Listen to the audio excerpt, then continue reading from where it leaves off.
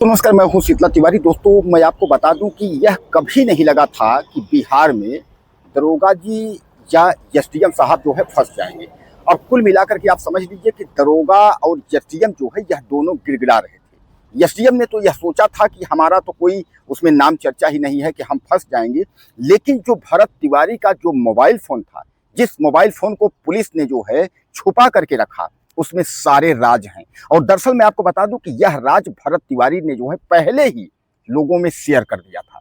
यानी अब लोग जो है वह जो चिल्ला रहे हैं कि आखिर जो है भरत तिवारी के साथ जो इनकाउंटर हुआ, इनकाउंटर के नाम पर जो उनकी हत्या की गई, उसमें जो है सबसे बड़ा दोष किसका है।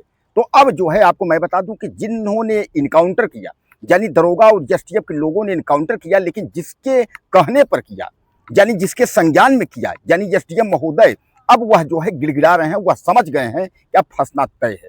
दरअसल अब आपको मैं बता दूं, यह जो है मुख्य जो बिंदु है, जिस बात को लेकर के इनकाउंटर हुआ, आपको याद होगा कि बाढ़ के समय में जो है जमनिया गांव जो है पूरा डूब गया था। माँ गंगा का इतना विकराल रूप था कि जमनिया गांव का गांव जो है वो समाहित हो गया था, जिसको पुनर्विस्थापित करने के लिए, यानी पुनर्वास के लिए जो है आप समझ लीजिए 11.5 करोड़ रुपए केंद्र सरकार ने बिहार सरकार को दिया। और उसके बाद जो है यह कहा जा रहा है कि 400 से 1000 करोड़, यानी 400 करोड़ से 1000 करोड़ जो है यह जो है आपकी सरकार, यानी जो है यह बिहार सरकार ने दिया।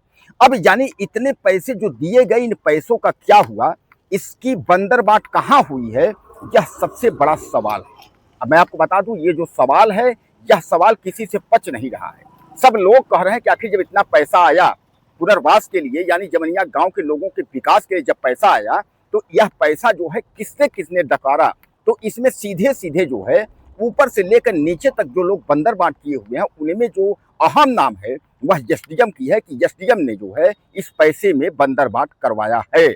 और एसडीएम का जो है जैसे ही खुलासा हुआ, तब दरोगा और एसडीएम के बीच में जो है अब तू मैं, यानी आपस को लेकर के जो है यह मामला अब ढिसमिस दिख रहा है।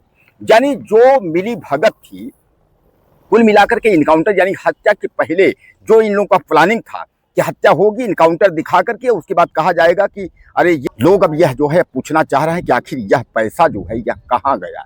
यानी यह पैसा जो था, ये जो जमनिया गांव के जो लोगों के साथ जो आपघात हुई है, यह पैसा आखिर क्या हुआ इस पैसे का। यानी इतना जो पैसा जो केंद्र सरकार और राज्य सरकार ने मिल करके जमनिया गांव के विकास के लिए पैसा दिया था, यह सब कहाँ गया। एक बार फिर भी उस बात को आप समझ लीजिए, दिल्ली से जो पैसा आया वो 11,500 करोड़ रुपए, यानी 11,500 करोड़ रुपए दिल्ली ने जो है, यानी केंद्र सरकार ने बिहार सरकार को दिया। और उसके बाद जो बिहार सरकार ने दिया वह 1400 करोड़ रुपए बिहार सरकार ने दिया। यानी कहने का तात्पर्य ये सीधे सीधे कि 11,500 करोड़ रुपए दिल्ली सरकार ने दिया, 11,500 करोड़ रुपए, और 1400 यानी 1,400 करोड़ रुपए यह पैसा बिहार सरकार ने बाढ़ पीड़ितों के लिए दिया। लेकिन इस पैसे की जो है जो बंदरबाट हुई है, यह लोग बंदरबाट कर लिए हैं, उसका एविडेंस जो है वह भरत तिवारी के मोबाइल में जो है वह पड़ा हुआ है। जिस वजह से भरत तिवारी को यह घमंड था कि अगर यह लोग कार्य नहीं करेंगे तो हम इसका जो है ओपन कर देंगे, इसका हम खुलासा करेंगे। और इसी बात को लेकर के जो हत्या हुई है, तो आप समझ लीजिए कि भरत तिवारी की जो है हत्या की गई है। अब सबसे बड़ा सवाल ये है कि आखिरकार जो इतनी बड़े जो है जो घटना को अंजाम दिया गया है, तो कुल मिलाकर के जो है इसका जिम्मेदारी जो है वो एसडीएम और एसटीएफ दरोगा के लोगों को है।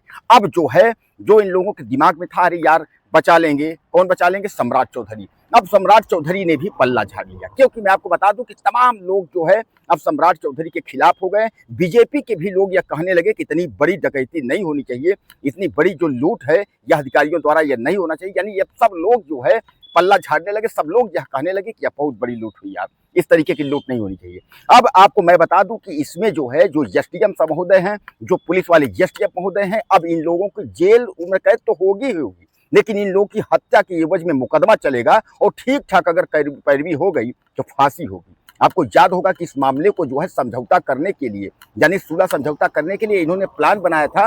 और इन्होंने प्लान ये बनाया था कि एसपी महोदय पहुंच करके उसके बाद जो है भरत तिवारी के परिवार को जो है दबाव बना रहे थे, उनको हड़काने की कोशिश कर रहे थे, तुम्हारी भी हाल भरत जैसे हो जाएगी, इस मामले को हाईलाइट मत करो, ये जो है आंदोलन मत करवाओ, इसको शांत कर दो, मीडिया मत बुलाओ। यानी इस तरीके से जो कुछ छीछा लेदर उनकी हो रही थी, इससे बचने के लिए एसपी महोदय ने भी अपना पूरा तामझाम के साथ रात को गए थे, वह भी ओपन हो गया। यानी कहने का तात्पर्य यह है कि बिहार सरकार जो है, खासकर सम्राट चौधरी, यह योगी बन रहे थे और योगी बनने के चक्कर में जो है पहला ही इन्होंने फर्जी इनकाउंटर कर दिया और फर्जी इनकाउंटर के चक्कर में जो है इनका जो है सब कुछ खराब हो गया।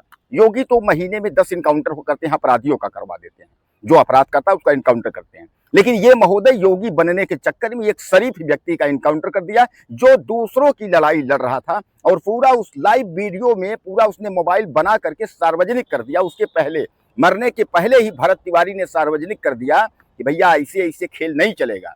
उसने ये कहा कि भैया काम तो करना पड़ेगा और जो पैसा आपने डकारा है उस पैसे को देना पड़ेगा। तो दोस्तों अब जो है गिड़गिड़ा रहे हैं, एसडीएम महोदय गिड़गिड़ा रहे हैं, माफ कर दो, गलती हो गई, अब बचा लो। और पुलिस वाले भी जो है फांसी के फंदे तक पहुंचने वाले हैं। अब पुलिस वाले भी गिड़गिड़ा रहे हैं कि अब क्या करें। अब वो भी गिड़गिड़ा रहे हैं, एक बार सीएम से मिलना चाहते हैं, एक बार पीएम से मिलना चाहते हैं, एक बार मिलना चाहते हैं, गुहार लगाना चाहते हैं। यानी फांसी के पहले वह भी गिड़गिड़ा रहे हैं, वह भी समझ रहे हैं पुलिस वाले कि अब इसमें हत्या के जुर्म में अब जो है आजीवन कारावास और फांसी जो है कोई माई का लाल रोक नहीं सकता कि भरत तिवारी वाले मामले में यह पुलिस वाले अब बच नहीं पाएंगे। कुछ कहना हो तो आप ज़्यादा से ज़्यादा मैसेज करें, चैनल को सब्सक्राइब कर लें। अगले वीडियो में फिर मिलते हैं। नमस्कार।